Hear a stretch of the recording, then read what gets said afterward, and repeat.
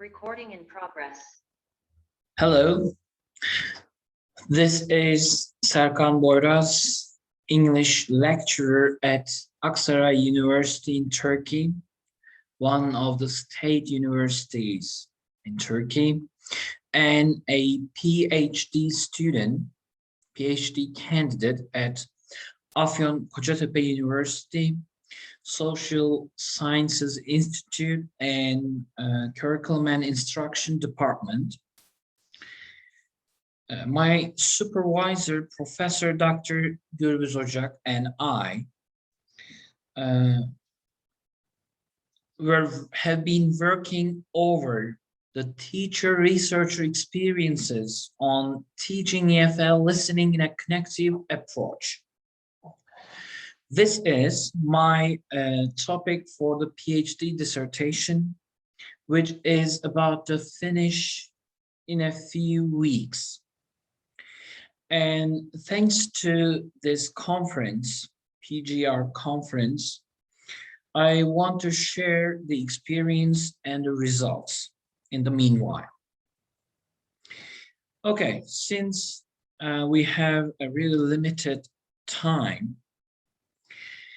I want to start quickly by the introduction. We started with the question to this research: how does the 21st century force education to change? I don't think anyone on earth would disagree with the visual next to the question. Today we have learners whose environment all around has been covered by the technology. And this technology is growing, developing day by day, bringing many new things in very short times. Like what? Like the information and communication technologies, in short, ICT from now on. I will keep using that for many times. ICT is a product of the developing technology, which provided a really big source of information and many means of communication, quick means of communication all over the world. And also the social media as a really effective source for today's learner. And of course, the other thing coming with the developing technology has been the information age, the age that we are still living in. Mr. R. Buckminster Fuller, in his original book, The Critical Path, in 1981, provided us with the knowledge doubling curve, telling us that the new knowledge that the humankind had was doubling in every 100 years, while in the 20th century it became happening in every 12 months. And just a few years later, from Mr. Fuller's guesses about the future for knowledge doubling curve, IBM had another provision for the information doubling, telling us that at 2020, it will take only 12 hours, just hours, to double for the knowledge of the humankind. So while everything is so quickly happening, while we are getting too much information in very limited time, how can we claim that education is not affected by this. It's impossible. So what happened thanks to these? Now we have a much more connected world and education. So this means millions of students receiving online courses today, not only in their city, not only in their country, but all over the world. They can receive courses. Thanks to this, they have online interactions with many different people from many different nationalities. So we are all more connected today. Then came, interestingly, then came the COVID-19 pandemic, which also forced the education to a distant one, since there was no possibility of face-to-face education. Okay, in short, we have too much information to learn, and sometimes we don't even have schools to go. So we have to do something. Coming more specific, being more specific, what about English as a foreign language teaching? The results of everything I have been talking so far. There are limitless online resources for those students and many valuable authentic materials. And also there's possibility increasing day by day for interaction with natives of the language. Okay, then what? Now, we have to go through English as a foreign language teaching in the age of technology, which brings more information that can be learned by a single human being. Simons in 2005 made some new ideas about this kind of education.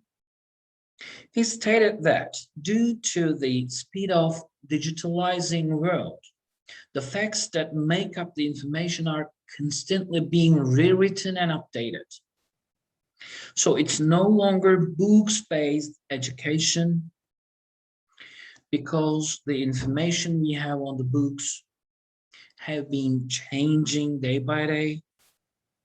So every information needs to be checked for accuracy just before it's used. So the main idea of connectivism is not to acquire or develop knowledge, but to find it in a system or organization when it is needed. So it's much more energy saving much more energy for the human beings. So to determine whether it's still valid or acceptable, and to recognize the links in meta information, says Brill 2008. Okay, then came what? Here is, we have today's education in the center. And it's all covered by the technology, no matter it's face-to-face or distance education, we have to use to reach our students who live in, who already lives in, our students who already live in a technology-rich environment. So we need a school of thought that covers this kind of education. So what does connectivism offer? It's an epistemological approach based on interactions in networks, both in the individual's mind and in the outside world. At this point, it differs from approaches that focus on what to do, behaviorism, and what to think, cognitivism, and how to make sense, constructivism. I have a very short, brief table comparing these school of thoughts, and due to time limits, which I will not be able to explain in detail, but I will show you. So connectivism is different from the three school of thoughts, which has been very effective for education until today. So here are the key questions for school of thoughts. How does learning take place? Which factors affect learning? What's the role of memory? And how does the transfer take place? These are all answered differently in the four and by the four ideas of education, and connectivism answers include technology at hand, mostly. Okay, by Simons, the principles offered for connectivism are grouped under 6. Number 1, learning and knowledge comes from a variety of ideas. So every different source is important. Number 2, the capacity to know more is more important than what is already known. So lifelong learning, it reminds us. Learning can also come from non-human factors. Establishing and maintaining connections is essential to stimulate learning. Knowledge is constantly increasing and changing. Therefore, students should abandon old and unnecessary information and learn new and important information. And any information in the database should be linked to the right people to the right extent. These are the principles. Okay, then what about our research? The problem, research problem, how the ICT supported foreign language listening skills, teaching activities, which are based on connectivist learning, improved the English listening skills of the students. Which students? 5th graders. The method used is mixed method integrated action research, whose steps were offered by Ivankova 2015. You can see the steps taken while carrying out the research. So what are the data collection tools? All online achievement tests, student diaries, researcher diaries, and semi-structured interview with the students. What is the procedure? How did we carry out the research? So I first, as a researcher, the writer of the PhD dissertation, created the content to place to reach my students. Then I created a website to let my students reach my content. Then we carried out online lessons through this website. By online lessons, I mean synchronous lessons in which students and the researcher, me, were all online. Then we carried out data collection process, and finally, of course, data analysis. Okay, what are the findings? From the achievement tests, by the way, as you can see, there are 6 units here. We had 8 listening objectives to be learned by the students, and they were in 5 units: movies, party time, fitness, animal shelter, and festivals. And unit hello is just for making our students to learn how to use the website. Okay, so what about the findings? Achievement test, statistically significant post-test performance at all 5 applications, all 5 units that I named a few seconds ago. What are the findings from student diaries and semi-structured interview for connective learning behaviors? We see that there are 3 key behaviors in terms of connective learning. They carried out collecting information, individual exploration, and interaction with other learners and networks behaviors. That is inside the connectivist learning. What about findings on researcher diaries for connective learning behaviors? Still talking about student behaviors, but observed by the researcher, collecting information, individual exploration and reflection, and interaction with other learners and networks. These are all coming from researcher observations. Okay, what about the results and discussion? So ICT integrated connective teaching of EFL listening is effective. This is one of the primary findings, results of our research. And Borna and Follak Chang in 2018 concluded that the application of the connective teaching method is effective in improving students' English learning, and also showed that the connectivist method was significantly more effective than communicative language teaching and grammar translation methods. So we can say we have similar results. What about Condi and Monroe? They also found some similar results, especially in terms of ICT integration. They found similar results in over than 350 research. Also, Ratmaninsh, Mahadevi, and Iwayana in 2018 reported similar results in terms of student achievement and motivation in EFL, English as a Foreign Language Teaching concept. Okay, what about another result? ICT supported connective EFL listening content has activated students related connectivist behaviors. The students were found to be very eager and effective in creating new networks.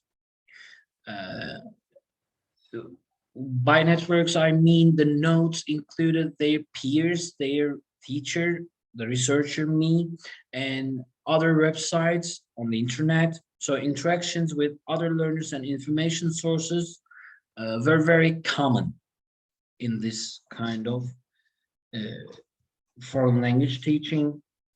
So we highlight that the effect of the teacher support is really important in this type of teaching learning situation, which is also highlighted by Führer and Silvianti in their studies. So providing students with ICT integrated connective activities should be directed by the teacher so that correct connections can be formed by the learners. And also the effect of interaction, as I said, students were really using their networks, I mean the peers, in the lesson very effectively. So effect of interaction has been important, which is also explained by Edlund 2020. Okay, one last thing, what about teacher researcher experiences? For the teacher researcher, there was a big difficulty in ICT integrated content creating and management, especially in terms of required software knowledge, which took a long time for the researcher who needed to learn everything on his own through research. Also, there's a big problem as monetary issues. The website formation, content management, and creating these all require softwares to be bought. And if we leave teachers alone in that process, it's a big problem. We should support the teacher researchers if we ask them to be more effective by creating such content. And also it took a really big amount of time Maybe it was because it was the first experience and it might get better in time. But still, in the end, the positive results were creating positive feelings by the teacher researcher. Okay, these are the list of resources to be benefited while creating this presentation and research. Thank you for your attention. It was my pleasure as Serkan BOYRAZ uh, to give you this presentation and wish you a healthy life and future. Thank you.